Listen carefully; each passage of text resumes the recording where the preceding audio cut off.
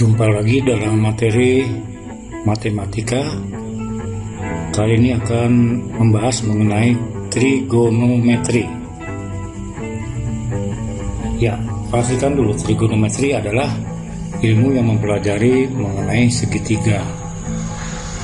Bagaimana sudut-sudutnya, bagaimana luasnya, bagaimana perbandingan sisi-sisinya. Kali ini akan dibahas mengenai mind map trigonometri.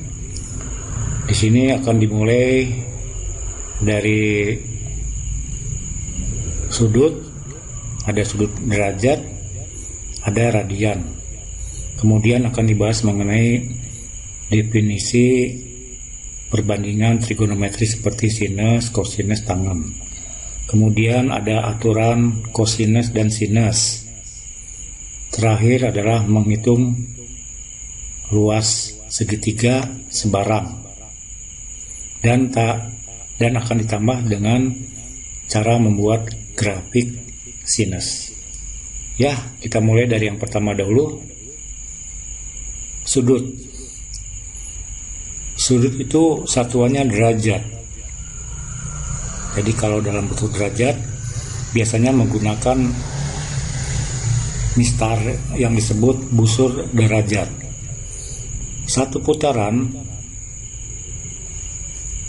kalau dalam busur derajat tidak ada satu putaran, tapi setengah putaran itu 180. Nah, kalau satu putaran berarti 360. Ya, sekarang kita lihat dulu satuannya ya. Kita mulai dari definisi ini ya, konversi sudut ya. Jadi sudut itu bisa dikonversi dari pengertian satu putaran ya. Satu putaran itu sama dengan 360 derajat atau sama dengan 2 V radian. Jika dibagi dua, kiri kanan dibagi dua menjadi 180 derajat setara dengan V radian. Kalau dibagi 180 berarti 1 derajat. Dibagi 180 berarti tinggal 1. 1 derajat berarti sebanding dengan V per 180 radian. Jadi kalau kita ingin 60 derajat berarti dikali saja dengan radian ini, jadi 60 kali juga 60 dengan 180 berarti 1/3 ya, jadi pi per 3 radian. Tapi kalau mau langsung lagi, V itu adalah 3,14 atau 22/7. Nah, kalau 3,14 dibagi dengan 180 hasilnya adalah 57,3. Jadi 1 derajat setara dengan 1/57,3 radian. Jadi kalau kita ingin 100 derajat dikali 100 berarti dikali 100 berarti 100 dibagi 57. Hitung dengan kalkulator, itu hasilnya ya. Jadi konversi dari sudut dari derajat ke radian ya, dikali dengan V per 180. Selanjutnya kita akan masuk ke materi yang kedua, yaitu perbandingan sudut atau perbandingan. Yang pertama adalah perbandingan sisi. Kita mulai dari sinus alfa, berarti ini alfa ini ya. Jadi alfa ini sebagai acuannya ini alfa. Menurut definisi, sinus alfa adalah sisi depan, sisi yang ada di depan ini. Sisi di depan alfa dibagi sisi miringnya ini. Sisi miring adalah sisi terpanjang. Ini 90 derajat ya. Jadi sisi depan dibagi sisi miring itu adalah pengertian dari sinus alfa. Sinus ditulis sin. Sinus alfa. Perbandingannya antara sisi depan dengan sisi miring. Tetapi kalau sisi yang lain, ini sisi samping, berarti namanya kosinus. ditulis cos. Kosinus alfa sama dengan sisi samping X dibagi dengan sisi miring R. Kodenya R ya. Ini disebut juga radius atau jari-jari. Y disesuaikan dengan sumbu Y, ini sumbu X, disesuaikan ya. Jadi definisinya adalah perbandingan antara sisi samping dibagi dengan sisi miring. Itu adalah definisi dari kosinus. Nah, ini adalah dua yang paling penting, tapi ada satu lagi, yaitu tangen. Tangen alfa adalah sisi depan dibagi sisi miring, sisi samping. Y per X. Sisi depan dibagi sisi samping. Nah itu ya. Jadi sebenarnya ada 4 ya. Ada 6 ya, tapi ini 3 dahulu. Nah, dari ketiga ini kita bisa mengambil beberapa perbandingan yang sudut yang istimewa. Misalkan 60 derajat, 45 dan 30. Mari kita lihat dulu apa dasar pemikirannya ya. Sekarang kita ambil dulu sinus 60 derajat.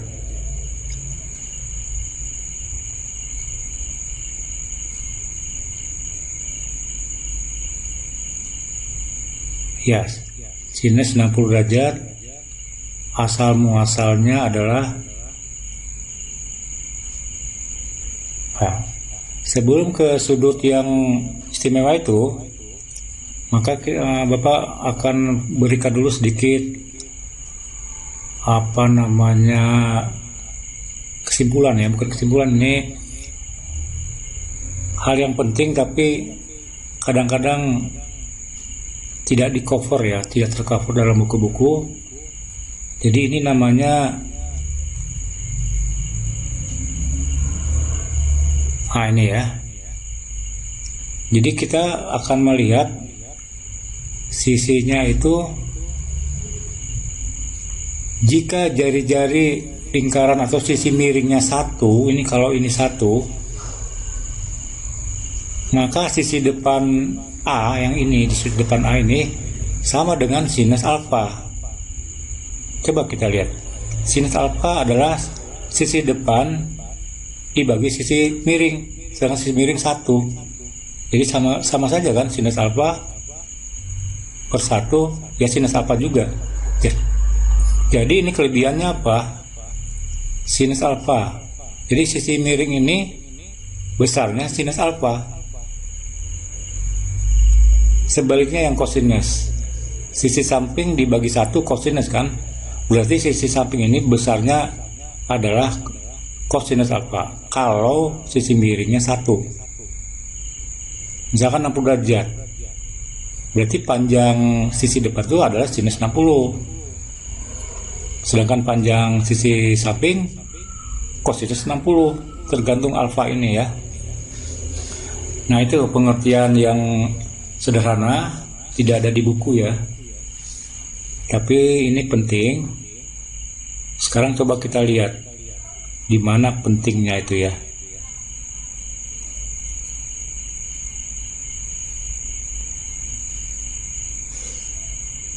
Kita ambil sudut istimewa 60 derajat ya.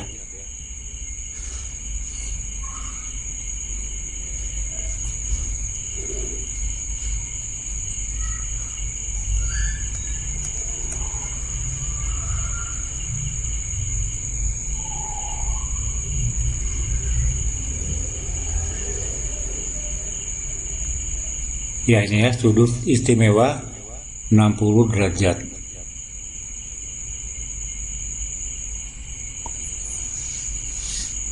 Kalau segitiganya sama sisi, jadi panjangnya 1, 1, 1 dibagi 2. Ini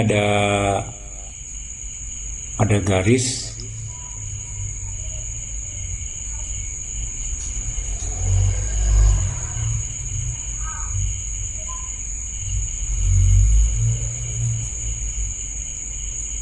Ya, ada garis yang memotong dua segitiga tersebut di sini. Ini gambarnya kurang bagus. Dibagi dua, apa yang terjadi? Maka sudutnya ini 60 terbagi dua kan? Berarti sudutnya ini menjadi 30-30. Ini sisi yang tadinya 1 menjadi setengah-setengah. Ya, itu kalau dibagi dua.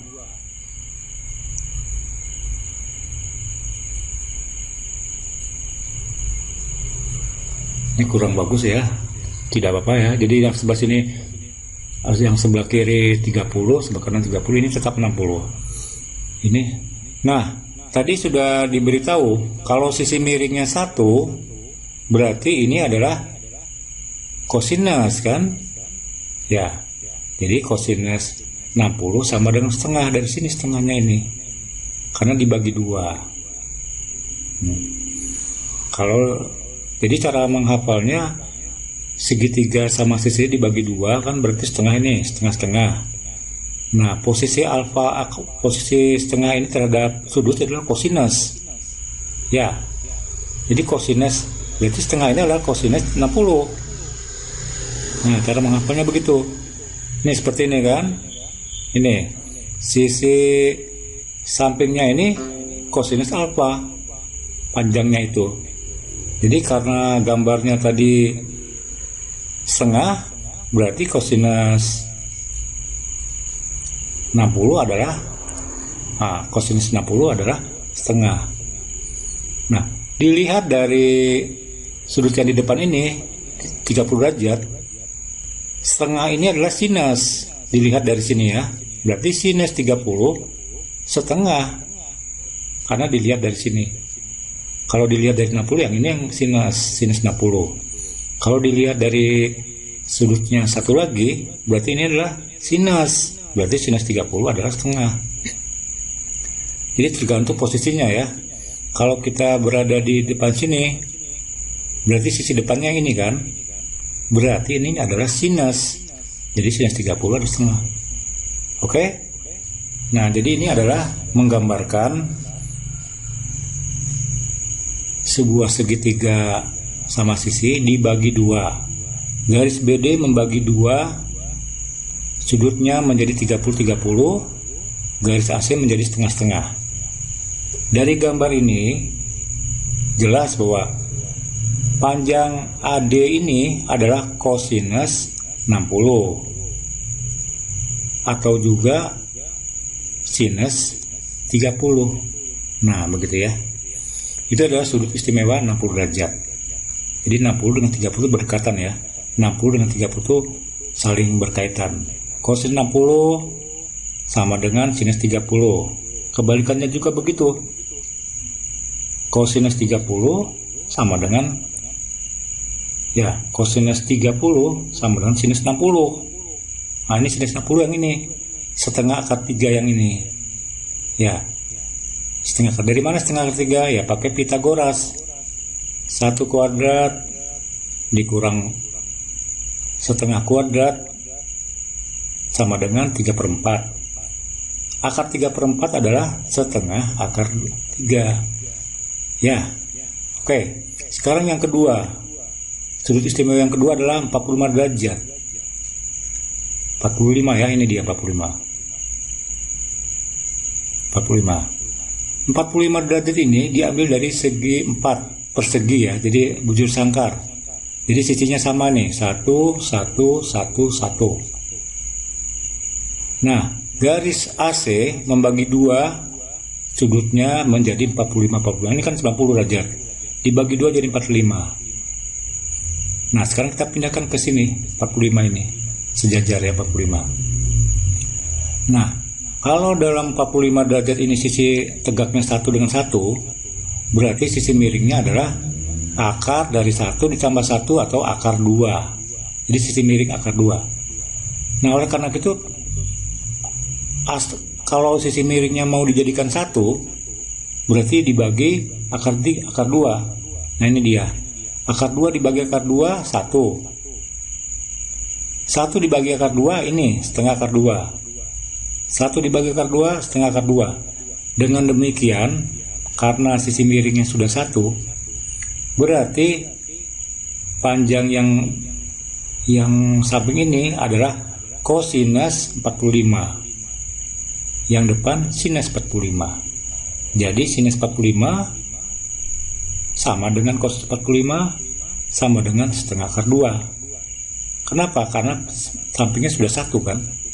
Berarti ini kosinus. Ini sinus dari sudut 45. Jadi sinus 45 sama dengan cos 45 sama dengan setengah akar 2. Ya, ini sudah rasionalisasi ya. Harusnya 1 per akar 2. Dirasionalisasi menjadi setengah akar 2. Ya, demikianlah sudut istimewa 45 derajat.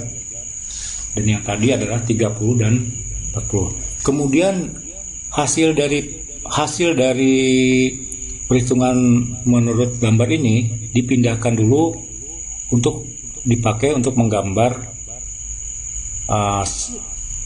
fungsi sinus. Jadi masukkan dulu ke tabelnya seperti ini ya. Nah, ini masukkan dulu kuadran 1. Nah, ini dia ya. Jadi kalau sudutnya 30, sinusnya setengah. 45 setengah akar 2. Kosinus setengah akar 3. Kalau 0 ya 0, sinus 51. Ini adalah sinus kalau berada di kuadran 1. Nanti dibuat juga tabel kosinus. Nah, ini nanti dihafal dahulu. Nah, isi yang di kuadran 2 ini mirip dengan yang di sini. Angkanya sama juga di sini angkanya. Ini 3, 1, 2, 3, 1, 2, 3, 1, 2, 3, 1. Semua sama isinya. Hanya berbeda nanti positif dan negatifnya. Misalkan sinus 45 di kuadran 1 setengah akar 2. Di sini juga setengah akar 2. Tapi di sini minus setengah akar 2, di sini minus setengah akar 2. Jadi cukup dipelajari kuadran 1 saja. Kuadran 2, 3, dan 4 hanya melihat gambar dari grafik sinus. Sekarang kita masuk ke materi yang selanjutnya adalah identitas trigonometri. Nah, dari mana datangnya ini? Kita sudah lihat tadi ini kan. Menurut Pitagoras, kalau ini 1, ini akar sinus dengan kosinus. Kalau menurut Pitagoras, sisi miring kuadrat ini C sama dengan sisi tegaknya A kuadrat tambah B kuadrat. Sekarang kita terapkan ke dalam bentuk yang seperti ini. Berarti A-nya itu adalah sinus alfa, B-nya kosinus, C-nya 1 kan. 1 kuadrat 1. Nah, ini kita lihat garisnya nih. Jadi sinus kuadrat, dibalik ya, sinus kuadrat alfa ditambah kosinus kuadrat alfa sama dengan 1 pangkat 1, 1 pangkat 2, 1. Ini disebut identitas trigonometri yang pertama. Yang kedua, kita lihat definisi tangen. Tangen adalah sisi depan dibagi sisi samping, berarti sinus dibagi kosinus. Ini adalah yang kedua. Dari gambar ini saja dulu ya, sinus per kosinus namanya tangen. Nah, dari sini kita akan bisa melihat yang lain ya, inverse dari sinus. Jadi kalau sinus itu adalah sisi depan dibagi sisi samping, sinus per 1, maka kalau dibalik 1 per sinus, itu namanya inverse sinus, namanya kosekan. Kebalikan dari sini jadi sepersinus. Kosekan di kalkulator itu SCS ya, CSC, kosekan dibacanya. Inverse dari kosinus seperkos namanya sekan. Jadi kebalikan dari kosinus adalah seperkos, namanya sekan. Sekan alfa sama dengan seperkos. Dan yang terakhir adalah kebalikan dari tangen, namanya kot tangen. Jadi yang 3 ini adalah Yang tiga ini adalah inverse dari sinus, cosinus dengan tangen. Jadi kalau sudah tahu definisi sinus, cosinus, tangen, berarti inverse-nya tahu juga ini. Cuma istilahnya sekan, kosekan, kotangen. Itu harus dihafal ya. Jadi ada 6. Sinus, cosinus, tangen, kosekan, sekan, kotangen. Jangan terbalik-balik. Apa gunanya ini? Nah, kalau kita sudah menurunkan yang pertama ini, sinus kuadrat alfa tambah kosinus kuadrat alfa sama dengan 1, ini tidak lain kan Pitagoras juga. Kalau dikalikan dengan kosek, ini dikalikan dengan kosek ini, yang pertama dikali dengan kosek kan sepersinus. Jadi kalau dikali dengan sepersinus kuadrat, berarti sinus bagi sinus kan 1 ini. Berarti 1. Sedangkan cos dibagi sinus namanya kotangan ini kan, kotangan kuadrat. Jadi kalau dibagi dengan sinus berarti kosinus per sinus, berarti kotangan, berarti ini kotangan. Berarti 1 dibagi kotangan sama dengan 1 per sinus. Ini kan dikali dengan ini. 1 per sinus apa? Kosekan. Berarti ini kosekan jawabannya ya. Jadi nanti dari 1 ini menjadi 2 persamaan. Karena dibagi dengan ini dikali dengan kosekan menghasilkan yang baru, dan dikalikan dengan sekan menghasilkan yang baru, seperti ini. Nah ini ya. Jadi dari 2 ini jadi 1 yang utama menjadi, nah ini dia. Jadi trigonometri pertama dikali dengan kosekan kuadrat, hasilnya adalah 1 per kotangan kuadrat alfa tambah kosekan kuadrat alfa. Sedangkan kalau dikali dengan sekan, hasilnya tangen kuadrat alfa tambah 1 tambah sekan. Ini tidak perlu dihafal, hanya caranya dari mana dapatnya, yaitu dengan cara mengalihkan saja. Ini dikali ini dikali dengan yang definisi inverse tadi ya. Jadi yang perlu dihafalkan hanya 1 ini saja dulu nih. 1. Nanti kalau sudah hafal ini dikalikan dengan kosekan, hasilnya yang kedua, dikali dengan sekan, hasilnya yang ketiga. Sedangkan yang bawahnya ini hanya inverse. Inverse-nya ada 3 ya. Ya, itu adalah identitas trigonometri. Cukup rumit karena mengandung 6 simbol ya. Sinus, kosinus, tangen, kotangen, kosekan, sekan. Ya, tidak boleh terbalik-balik. Ya, selanjutnya kita akan bahas mengenai aturan kosinus. Apa itu aturan kosinus?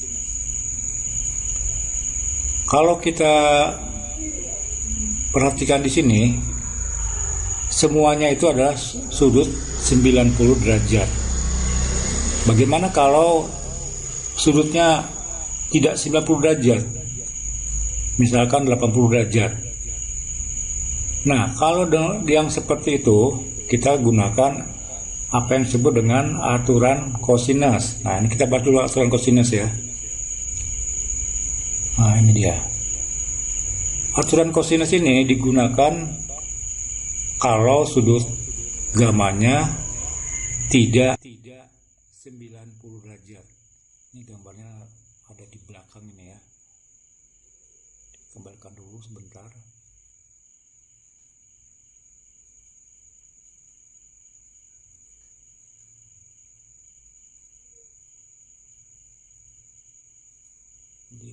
Di belakang nih.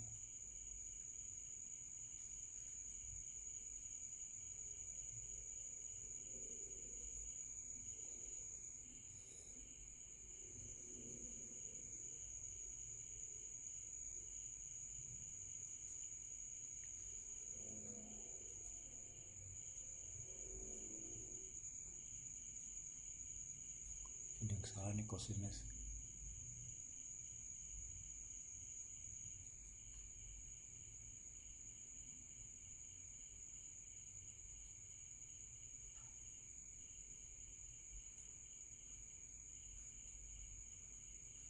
Nah, di sini ada ya aturan kosinus ya.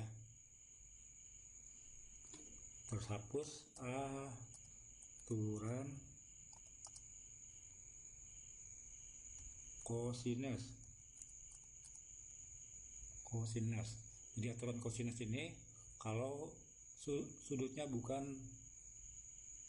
segitiganya bukan siku-siku, misalkan 80 derajat ini ya. Nah, kalau sudutnya tidak 90 derajat, maka dipakai aturan kosinus. Aturan kosinus ini rumusnya, wah ini salah rumusnya ya. Nah, ini dia rumusnya ya. Oh, salah posisi ya. Oh, yang ini ya.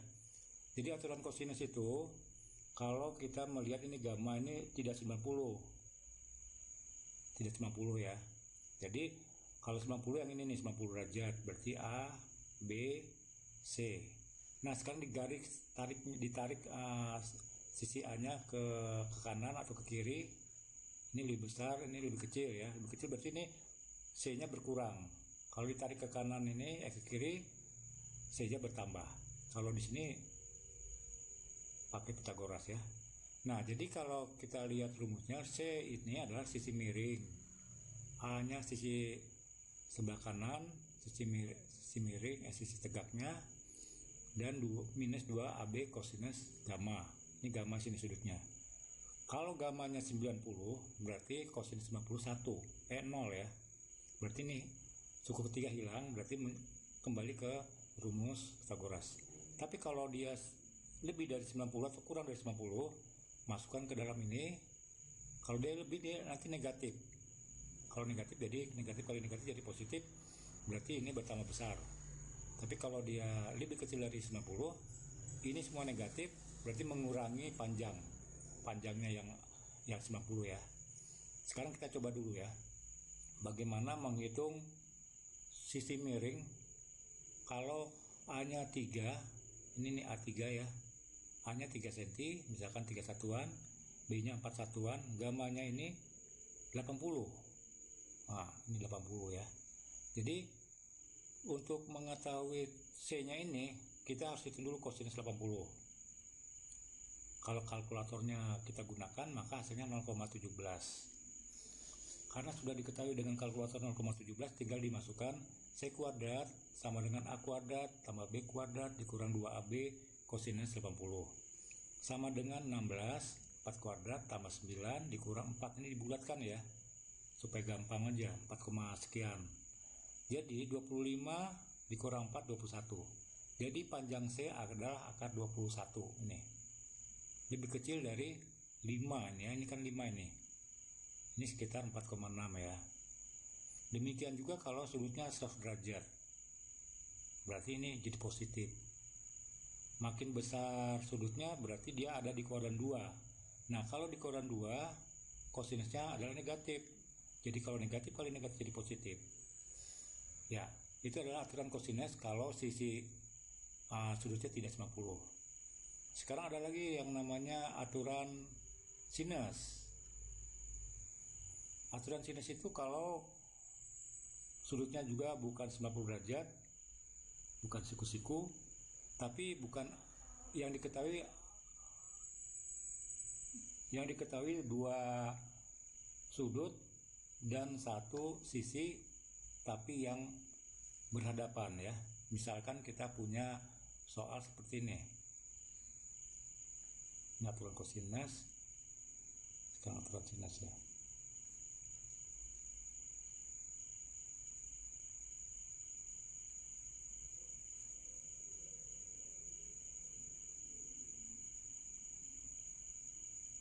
Nah, ini aturan sinus ya. Aturan sinus. Jadi aturan sinus ini sisi yang diketahui 2 nih. 2. Kalau A diketahui, B diketahui, minimal sudut A diketahui atau sudut B diketahui. Jangan sudut C. Nggak kena ya. Jadi kalau A diketahui, B diketahui, sinus B diketahui, maka sinus A diketahui. Jadi dalam kotak ini aja 2 nih. Sekarang kita lihat ya, A diketahui, B diketahui. A diketahui, B diketahui. Lalu sudut A-nya 60 derajat. Berarti dia bisa digunakan nih, karena dia berhadapan ya. Kalau B diketahui juga bisa. Tapi kalau gamma yang diketahui tidak bisa. Jadi kalau sudut C diketahui, tapi sudut sisinya A dengan B, tapi C ininya sinusnya tidak bisa pakai ini ya. Berarti kalau kita lihat di sini A dengan B diketahui, nah sudut A diketahui, nah berarti B bisa dihitung ya. Nah, tinggal masukkan, jadi pindahkan ke kiri, ini kali silang ya, ini ke atas, A-nya ke bawah, jadi sinus B sama dengan ini B-nya 3, A-nya 4, sinusnya naik ke atas. Ini kali silang ya, ini sinus A ke atas, sinus B ke atas, A-nya ke bawah, tukar tempat ya. Berarti 3/4 sinus 60. Tadi sudah dihitung sinus 60 kan. Nah, sinus 60 tadi sudut istimewa adalah setengah akar 3. Jadi nanti sinus B adalah 3/4 yang di depan ini dikali hasil dari sinus 30 adalah sinus 60 adalah setengah akar 3. Jadi hasilnya adalah 3 kali 1 3, 2 kali 4 kali 2 8, jadi 3/8 akar 16. Nah ini adalah sinus B. Nah untuk mencari B nya pakai kalkulator, sinus minus 1 atau arcus sinus dari 3/8 akar 3. Tinggal dihitung dengan kalkulator di sini. Ya itu tugas kalian, berapa dilihat di kalkulator. Nanti cek kembali ya, ditulis di sini berapa. Jadi nanti mind map-nya dibuat tambahannya itu berupa isinya berapa. Coba hitung dengan isinya berapa ya. Itu adalah aturan sinus. Jadi aturan sinus itu dipakai kalau segitiganya tidak siku-siku. Yang terakhir adalah luas. Kita tahu luas segitiga itu di SD sudah dihitung adalah alas kali tinggi dibagi 2. Itu betul dan sangat betul ya. Sekarang bagaimana kalau segitiganya tidak siku-siku? Maka digunakan ini. Luas sama dengan setengah AB kali sinus gamma. Ini A dan B itu sisi tegaknya ya. A, B, sisi tegak. Ini sinus gamma. Ini gammanya sini ya. Kalau gammanya 90, berarti sinus 90 1. Berarti ini tinggal setengah AB. Atau setengah kali alas kali tinggi. A-nya alas, B-nya tinggi, jadi setengah kali. Sama saja. Kalau dia 80 derajat, berarti sinus 80 dihitung dulu. Nah, dihitung dulu, berarti hasilnya berapa? Pasti lebih kecil. Atau hitung sendiri ya, misalkan 80 kali sisi yang diketahui. Nah sekarang bagaimana kalau segitiganya siku-siku dahulu, yaitu kita membandingkan luas segitiga dengan cara lama ini setengah AB kali setengah, dan cara yang kedua adalah luas sama dengan akar sisi kali sisi dikurang A dikali sisi dikurang B dikali S dikurang C. S itu adalah setengah lingkaran ya. Apakah sama hasilnya? Sekarang kita pakai dulu segitiga triple Pythagoras, yaitu 24, 7, 25. Ini Pythagoras ya. Pythagoras berarti ini A-nya 7, B-nya 24, sisi miringnya 25. Nah, kalau menggunakan cara yang ini, berarti sinus gammanya 1, berarti dibuang. Berarti setengah AB, berarti A-nya berapa? A-nya 7, tingginya 7, alasnya 24. Berarti setengah kali alas kali tinggi sinus 90, sinus 91 ya. Nah, kalau dihitung hasilnya adalah 84. 24 kali setengah berarti kan tinggal 12. 12 kali 7 84. Sekarang bagaimana kalau pakai cara 2? Cara kedua itu kita menggunakan S. S itu ada setengah keliling, di mana S adalah setengah keliling.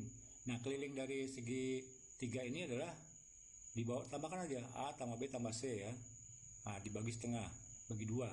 Nah, karena sisinya sudah diketahui semuanya, ini 7, 24, 25.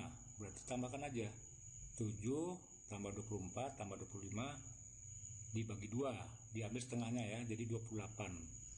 Itu sendiri 28. Nah, S ini nanti dipakai untuk menentukan luas.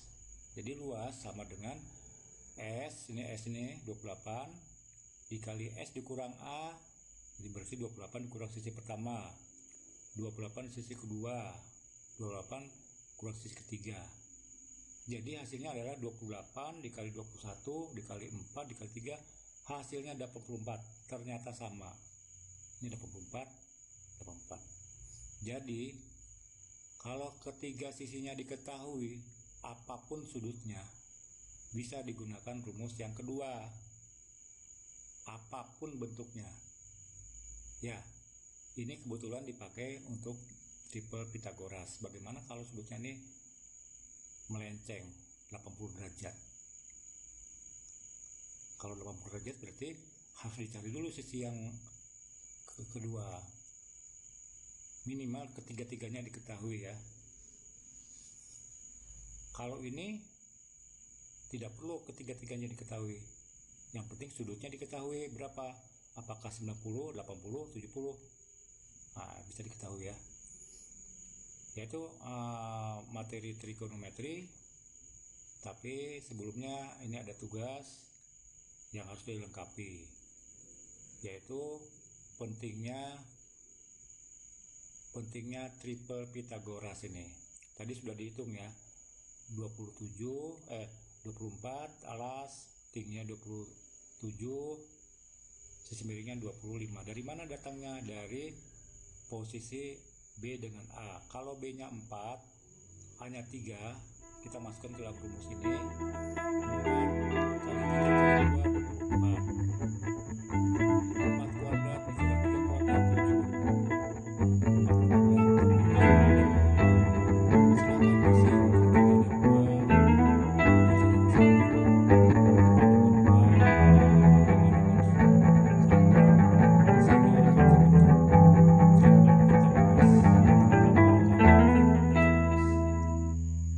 Terima kasih.